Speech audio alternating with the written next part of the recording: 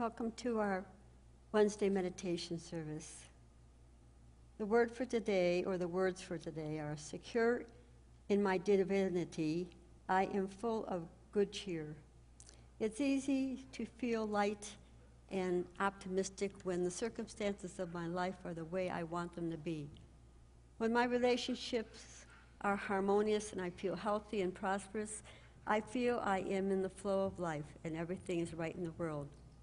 When life feels harder and I struggle, I remember I am a divine being abundantly blessed with spiritual gifts. This helps me keep my troubles in perspective. I meet challenges with the calm assurance that the presence of God is within and all around me. Knowing God is greater than anything in the world gives me a peaceful mind and a cheerful heart. So we're going to open with a call and response chant. And just relax and enjoy me.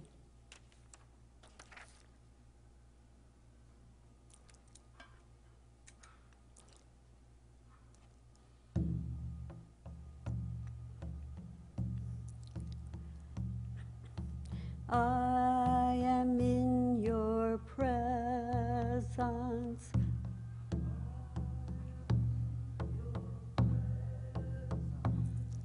Cleanse and purify my mind.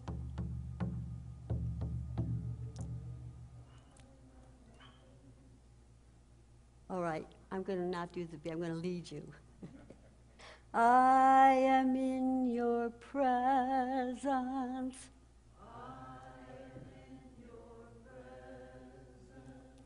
Cleanse and purify my mind.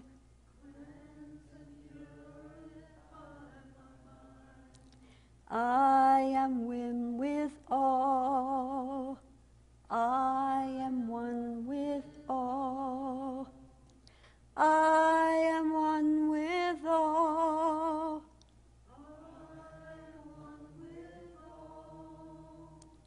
Kindness and love flow through me.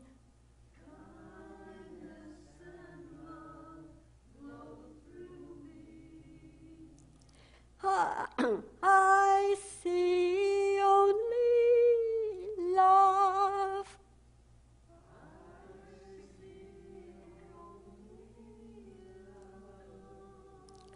Where there is love, there's peace.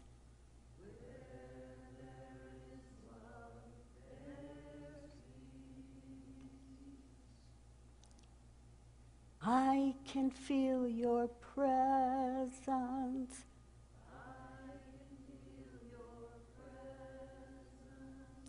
Cleanse and purify my heart.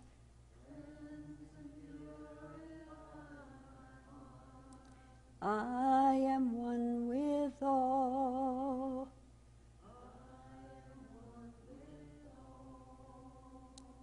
I am one with all.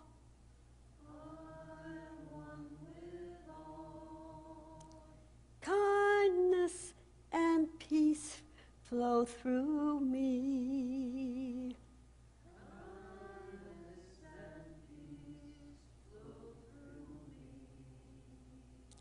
I feel only peace.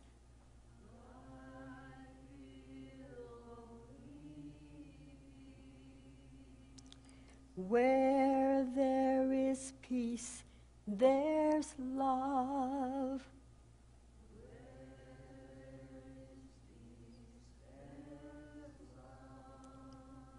Om.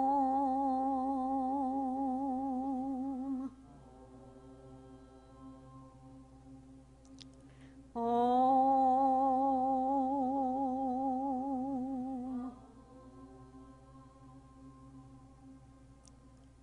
I am in your presence.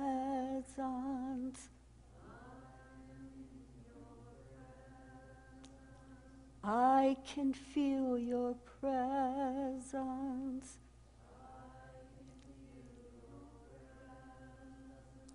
Cleanse and purify my mind.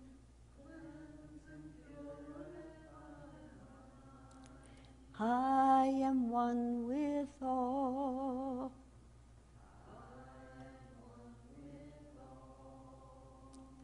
I am one with all.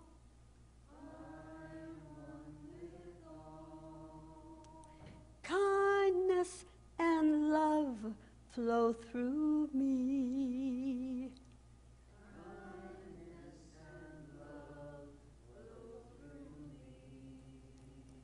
I see only love.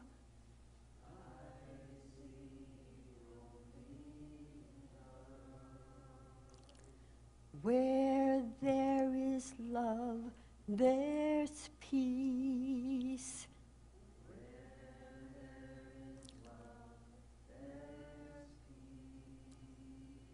Om.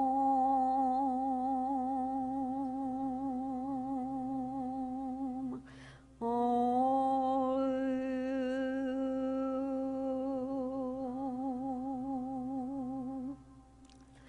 Om.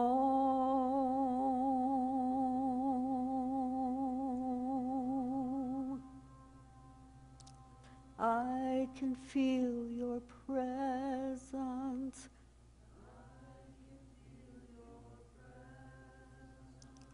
Cleanse and purify my heart.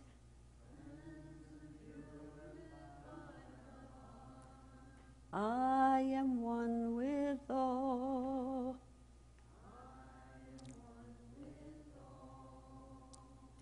I am one with all.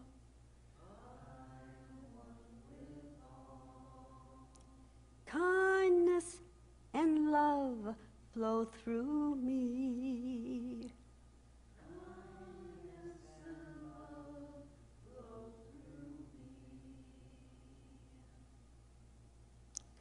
I see only love.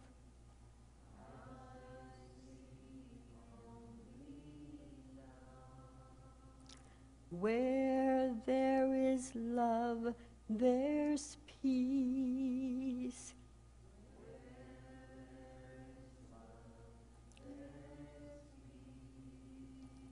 Where there is peace, there's joy.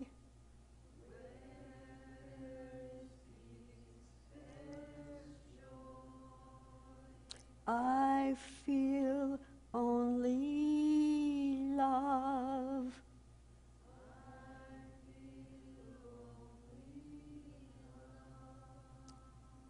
I feel only peace.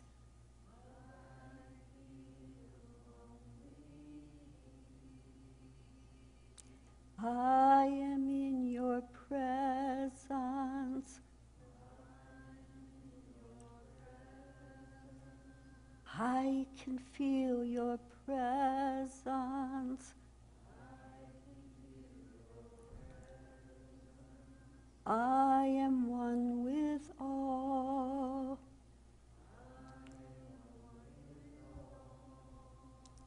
I am one with all.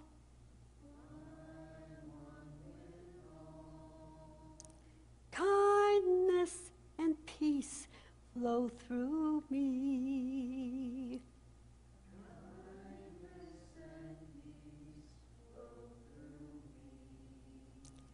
I see only love.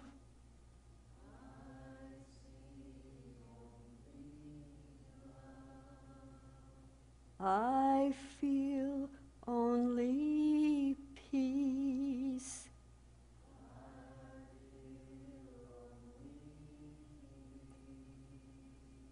I am only kindness.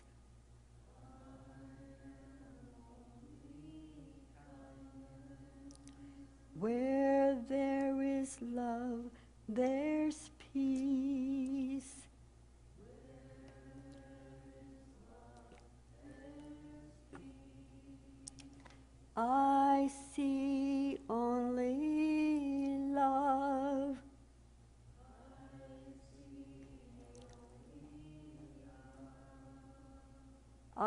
I feel only peace.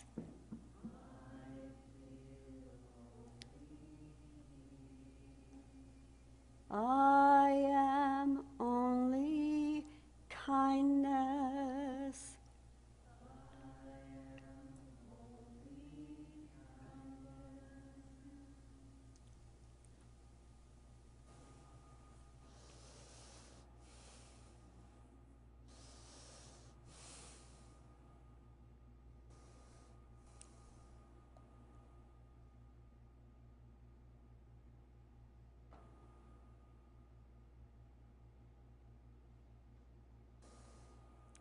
Good evening, everyone.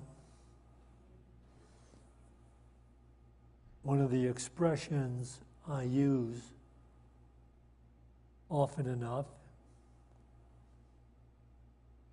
is useless, unnecessary suffering.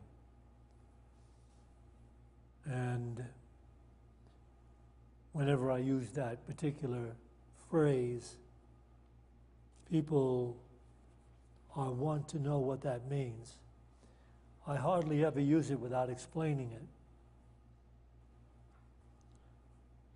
Useless, unnecessary suffering is mind-made suffering.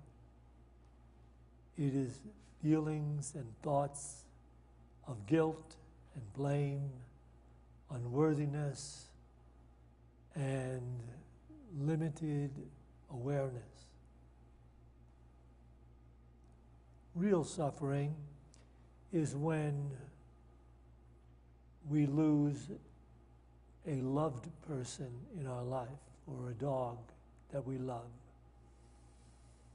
or even a job that we loved doing. That's real suffering, and that's a call for real grief. But useless, unnecessary suffering constitutes about 95% of all the suffering human beings experience. It's mind-made suffering. And we have to clearly understand that in order to be aware of it when it rises within our own consciousness. So, let me begin by sharing this with you from A Course in Miracles.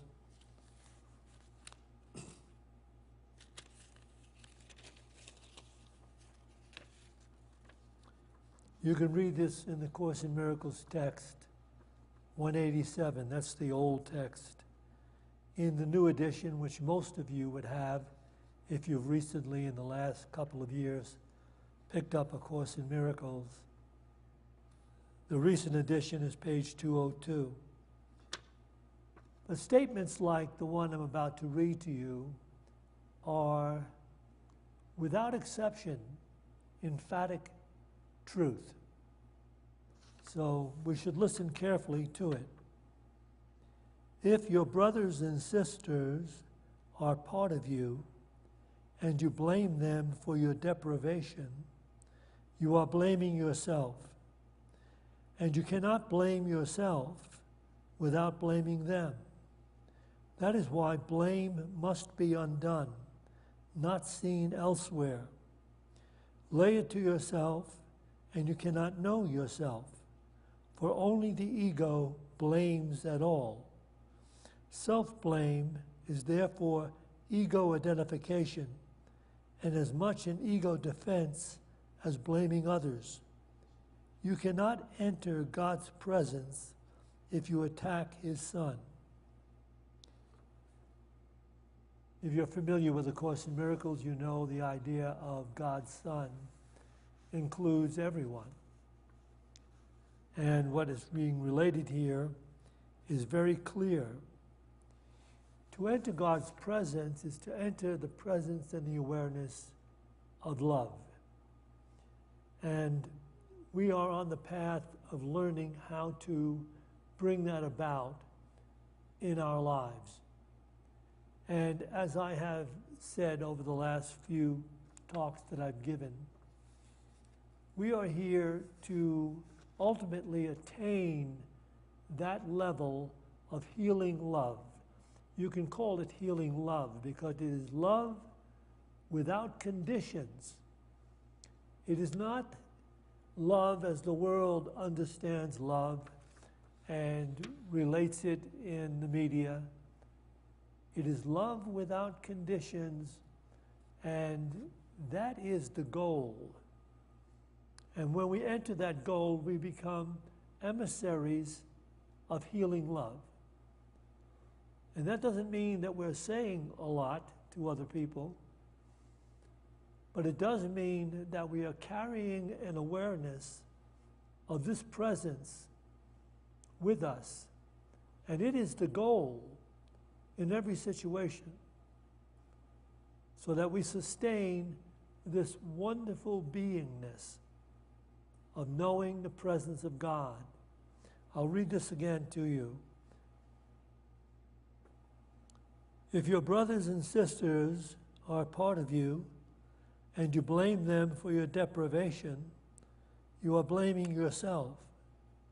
And you cannot blame yourself without blaming them. That is why blame must be undone, not seen elsewhere. Lay it to yourself, and you cannot know yourself, for only the ego blames at all. Self-blame is therefore ego identification, and as much an ego defense as blaming others. You cannot enter God's presence if you attack His Son. This is bringing it right back to the moment-to-moment awareness of the presence, which is love itself. You cannot enter it unless you are aware enough to release any grievances you may hold, any blame you may hold, either against others or yourself. That blocks this universal awareness of the presence of love, which is available to each of us in every moment. And again, that is what we are here to ultimately attain, and then to become emissaries, whatever lifestyle we are living or going through or choosing. We carry that awareness with us, and it heals and brings insight to everything around us. That is the ultimate enlightened state of being.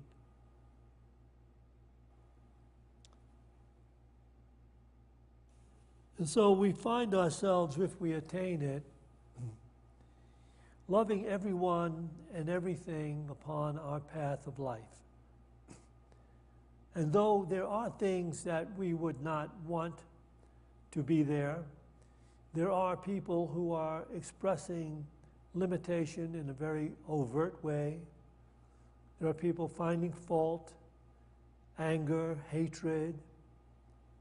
It is not our place to commiserate with them, to get down with them. We simply do not take it in. And what we do is, in our own awareness, we bestow peace. We bestow peace to this mind, this person, these conditions. We bestow peace. And it is so. For I am here only to be an emissary of divine love. I bestow peace. And so it is.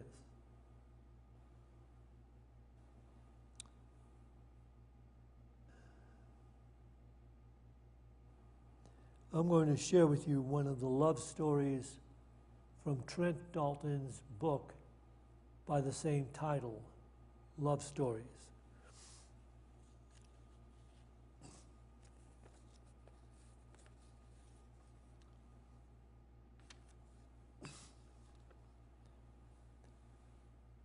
Trent Dalton wrote a book, and the way he wrote it, he's an Australian writer. He lives in Australia. he has a place, a particular street corner in this town where he sets up a typewriter and a chair and has a chair next to him. And people that stop by and talk to him or ask even the time of day, he asks them if they have a love story they'd like to tell. And so he actually writes the love stories that they tell right there on the street corner. And he published his book. And one of the love stories is about a postal worker, a mailman, who told the author that his wife of 31 years is the love of his life. Because he had, after years of living an ordinary life filled with so many disappointments, he met this woman, and he realized upon meeting her that she exuded love.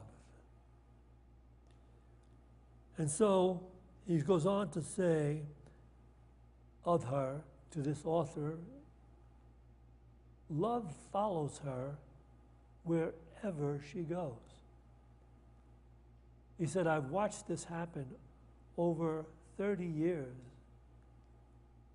She has people shift in consciousness because of her countenance, her attitude, and her awareness that everything is worthy of love. This is a man telling a story right here. He said that her love is like a boat on a calm lake, but when the boat moves, the waves come off the boat and they travel to every shore. That's the mailman's analogy for the kind of love that follows her wherever she goes. And then he had this to say, which I wrote down.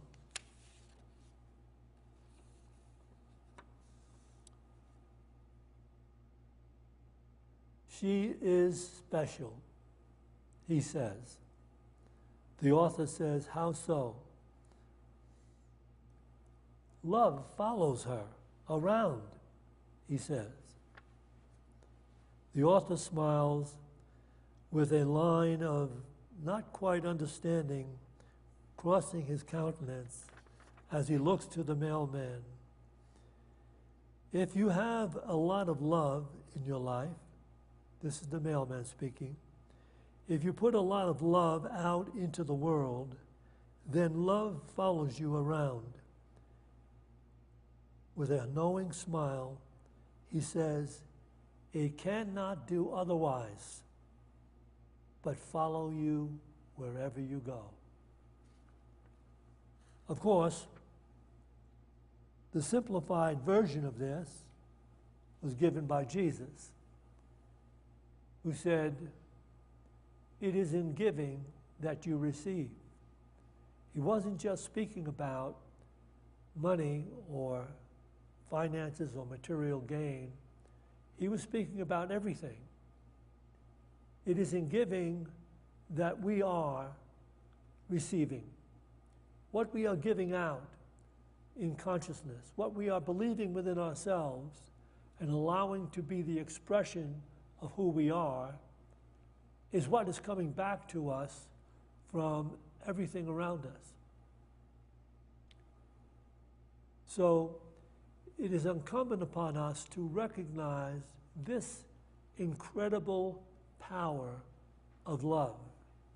And when we start to practice this, we come to the awakening realization that love-backed intentions work, whereas plain, cold, calculated intentions do not.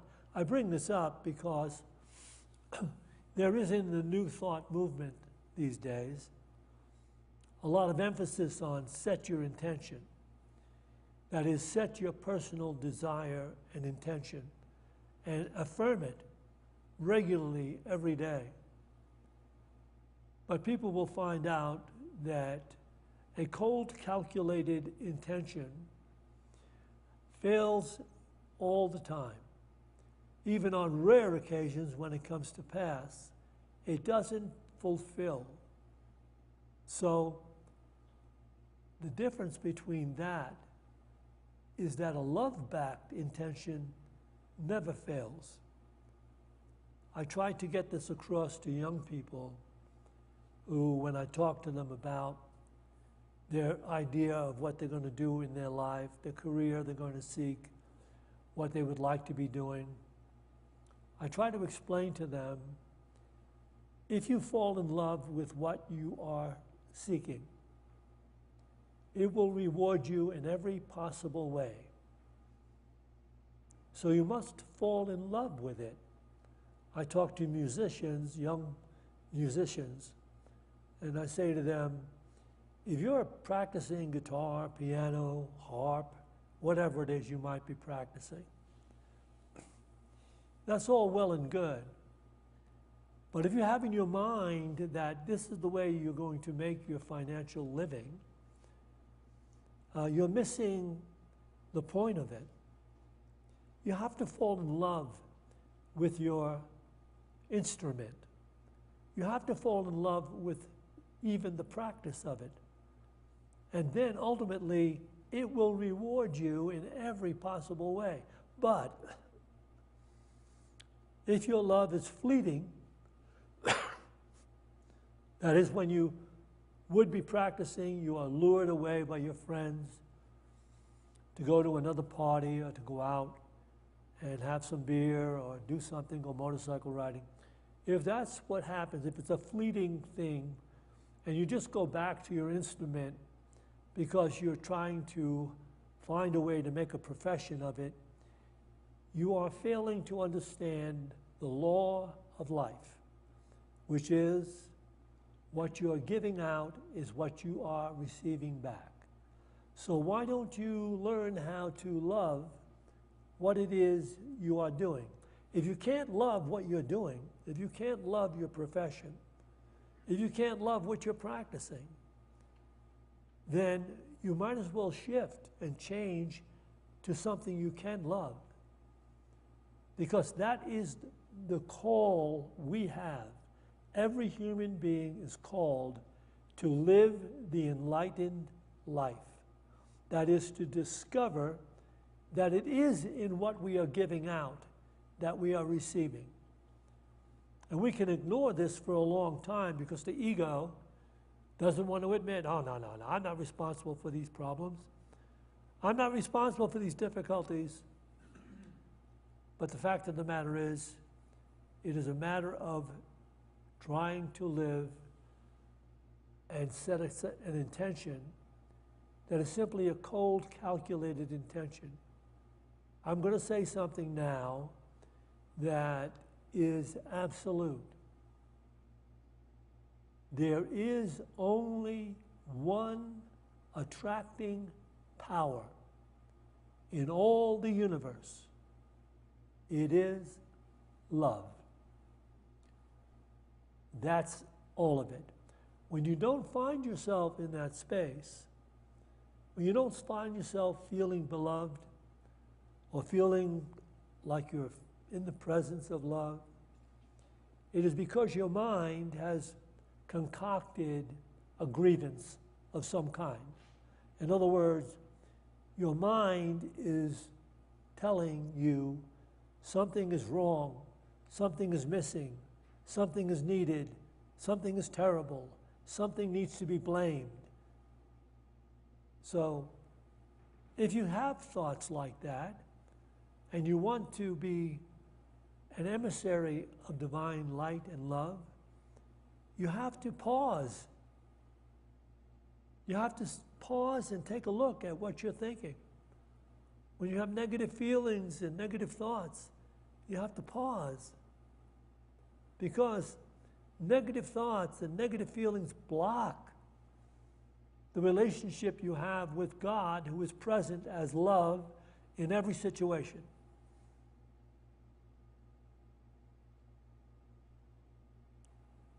And that is why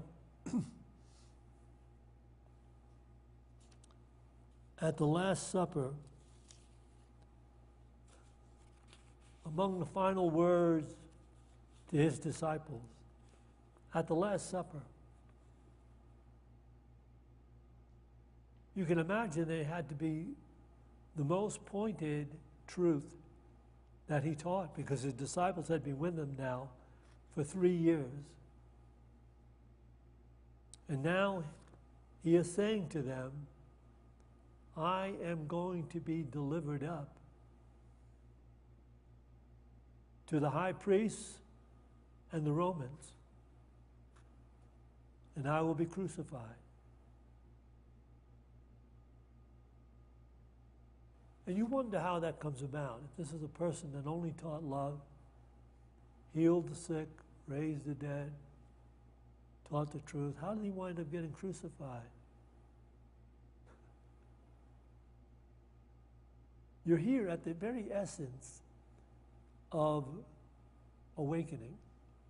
This is the essence of it. There are those who fear anyone who is an emissary of divine love. They fear it because they may have been living so long in self-betrayal, in blame, in finding fault. This is a big issue in the outer-directed world, finding fault. People feel so above it all when they can find fault in others and conditions and circumstances. Instead of looking past those faults, they hold on to them. That becomes a grievance. And so they never really feel love. And then when they see someone who is an emissary of love, they fear that person. And they want to get rid of that person in their presence. Christ wasn't crucified just one time 2,000 years ago. Christ is crucified in the awareness of any moment in which we are holding loveless thoughts and committing loveless acts.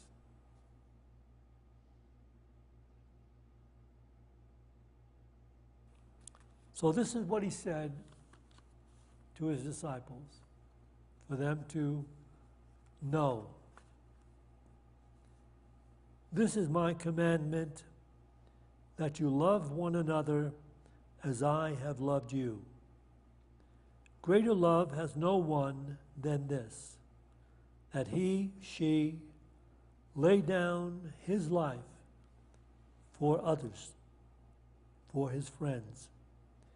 You are my friends, for you do what I command you. No longer do I call you servants, for the servant does not know what his master is doing. But I have called you friends, for all that I have heard from my Father, I have made known to you. You did not choose me, but I chose you, and appointed you that you should go and bear fruit, and that your fruit should remain, so that whatever you ask the Father in my name, his name is love. His nature is love. Whatever you call upon the universe in the name of love, he will give it to you. This then I command you, to love one another.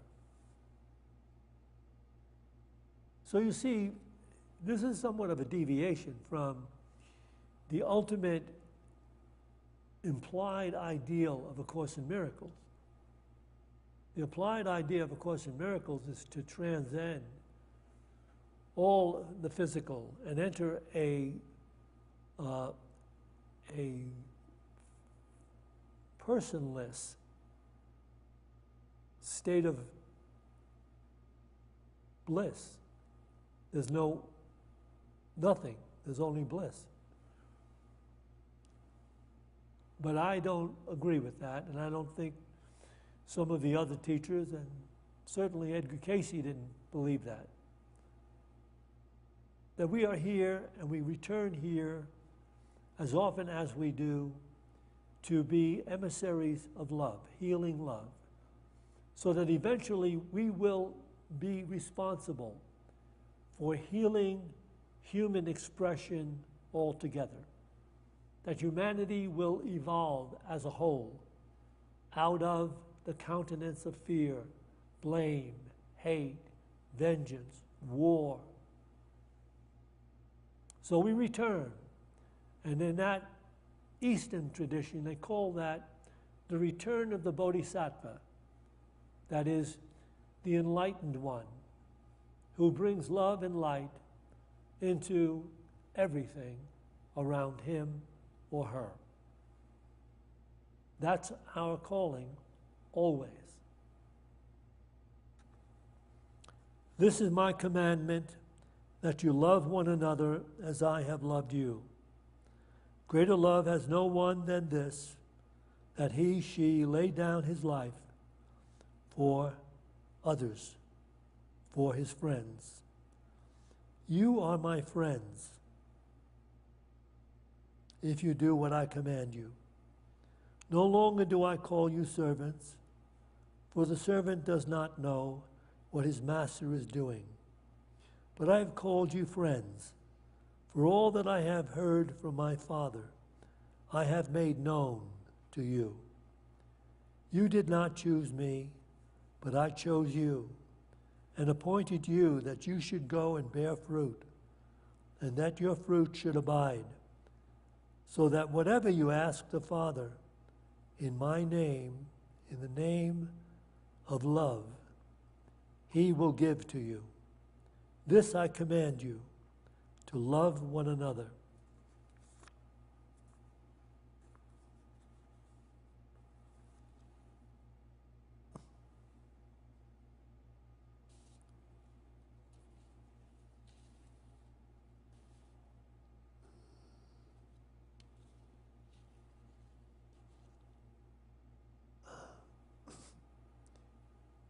Most of us on the spiritual journey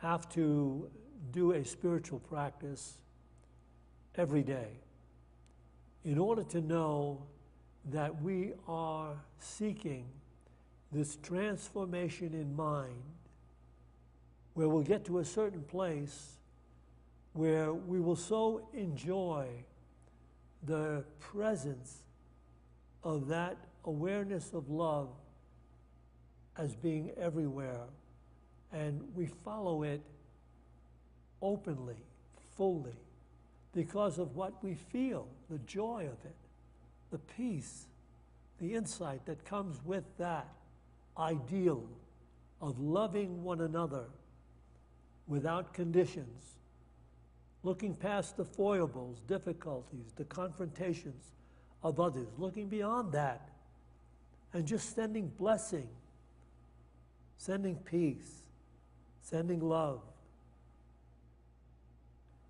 That is the yoga of those who truly seek to awaken in the enlightened awareness.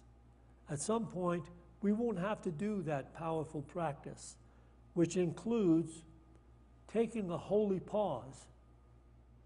When we feel grievances rising within our mind, and negative feelings rising within us, we pause. We don't continue to act from that. We become quiet momentarily. And we return to the ideal, knowing I don't really want to feel this grievance.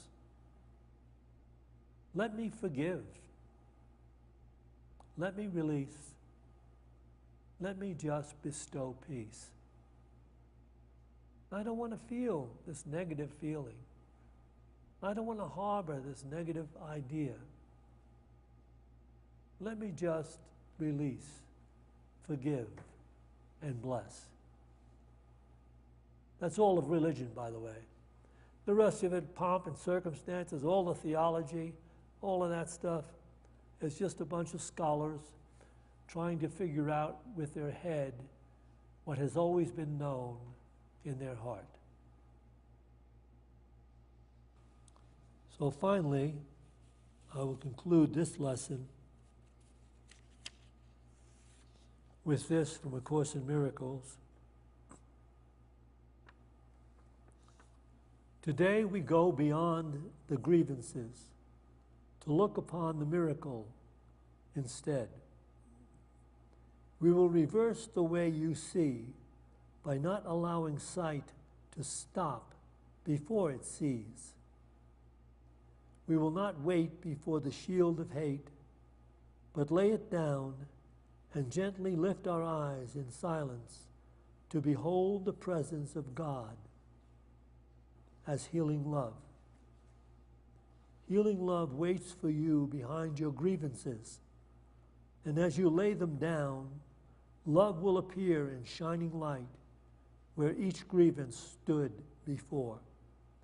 For every grievance is a block to sight, and as it lifts, you see the presence of God where He has always been.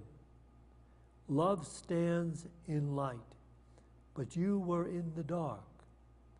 Each grievance made the darkness deeper, and you could not see.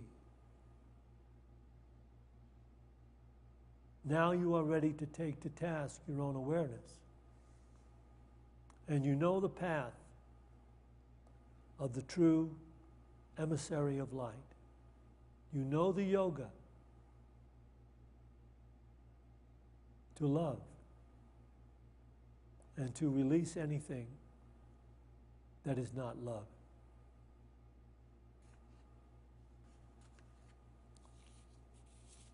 So we'll take a few moments to meditate now. Take a couple of deep breaths. As you release your breath, release any illusion you may hold that there's a separate, distant God that holds you accountable for the mistakes that you make and then will punish you for those mistakes. We are not punished by a separate God for mistakes. The mistakes themselves are punishment, blocking us from feeling beloved. So we learn to catch mistakes as they rise within us and release them and go on to feel the presence of love.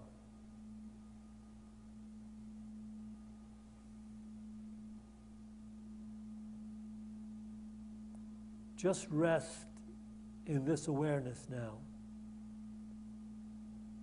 bringing this mantra gently to mind. God is love. Love is life. I am God's life. I am. I am.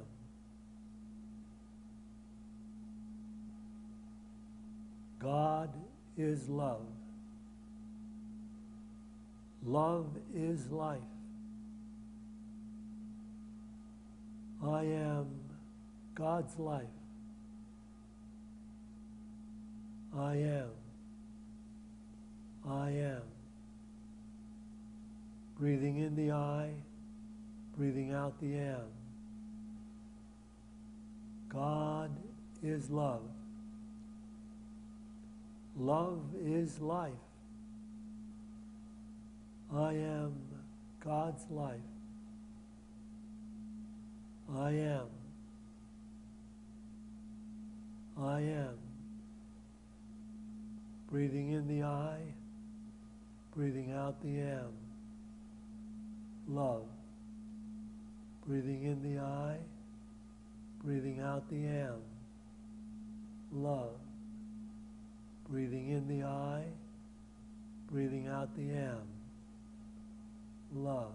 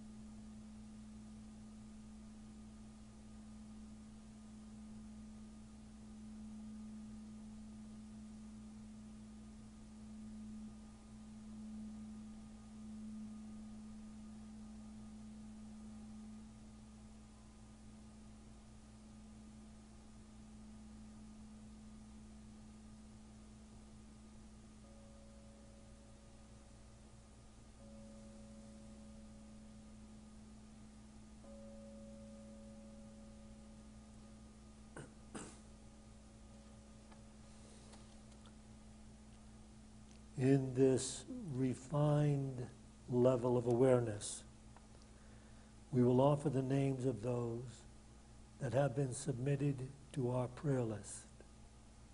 As Norma calls each name, just let love go to the name. Michael Linsenberg, Atusa Kamar, Ian and Marianne Hale, Nancy Lindsley, Jim and Judy Dunkley, Catherine Kate Anderson, Paul Little, Sabrina Skittle Little, Casey Little, Sue H. and family, Rebecca Abrakis, Donna Roderick, Eric and Darren, Sebastian, Winnie, Ryan and mother, Tony, Jeremy, Ben, Paxton Whiteacre, Kendra McNamara, Nicole Small and her embryos, Frank, Paula, Keisha, Dolly Martin, Steve Hayes, Andy, Steve Taylor, Steve Sheets, Ottawa,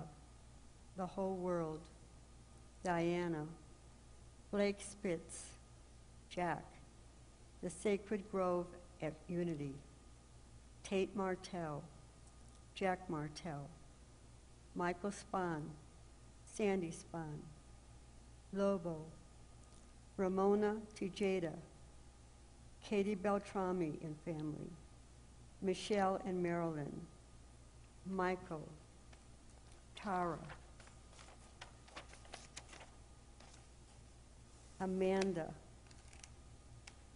Jeannie Russell, Scott, Jackson Mamley, Hugh Mamley, Helen, Holly, Louie, Joe, Thad Emmerich and brother. And you can call out a name at this time if you would like to do so. Sandy Spahn, Dan Spahn, Sandra Perko, D. Matthew and family, S. Casey and family, S. Daniel and family.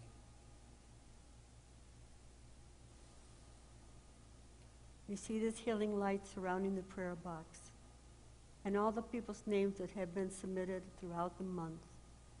We see them healed physically, mentally, and spiritually. We let our prayer for healing love to bring the insight and peace of mind necessary for these present negotiations for a settlement of peace in Israel between the Jewish nation and the Palestinian nation and Hamas. Let there be an awakening that can bring forth a healing peace and a release of the hostages. And now we take a moment to recognize this divine presence rising in the consciousness of everyone sharing this Boulder community with us. And we see it rising in the consciousness of everyone sharing the state of Colorado with us. This consciousness of the presence of love rising in the awareness of everyone sharing these United States of America with us. And this divine ideal moving in the consciousness of every person in every nation in every race and religion, bringing forth a new understanding of heaven in our midst, healing in our midst, peace in our midst. As we pray, the light of God surrounds us. The love of God enfolds us. The power of God protects us. The presence of God watches over us. Wherever we are, God is, and God is love. To this we say, Amen.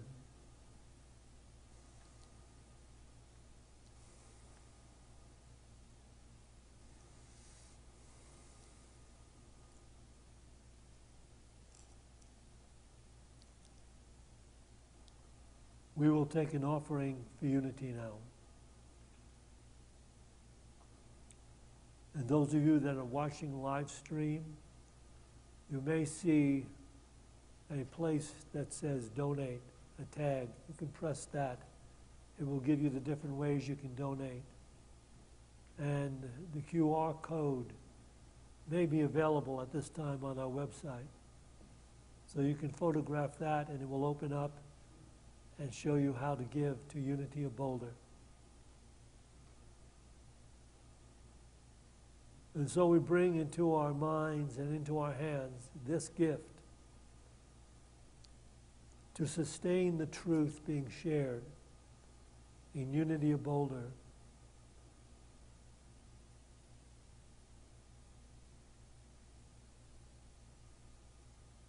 Divine love through me blesses and multiplies all that I have, all that I give, and all that I receive, because I give. And so it is. Amen. I am sustained by the love of God, by the love of God. I am sustained by the love of God, by the love of God. Wherever I go, whatever I do, whoever I think I am. Wherever I go, whatever I do, whoever I think I am sustained by the love of God, by the love of God. I am sustained by the love of God, by the love of God.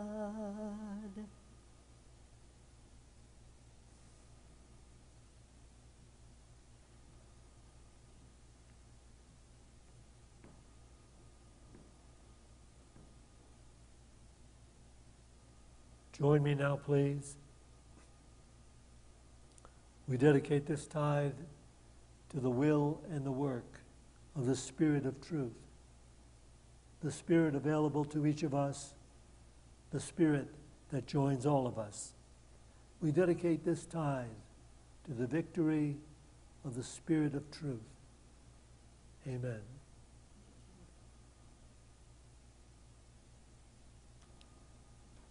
The gift store is open.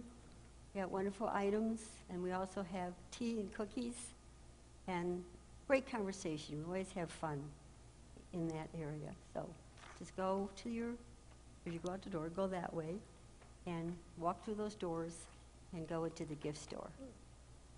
To everyone, have a beautiful evening.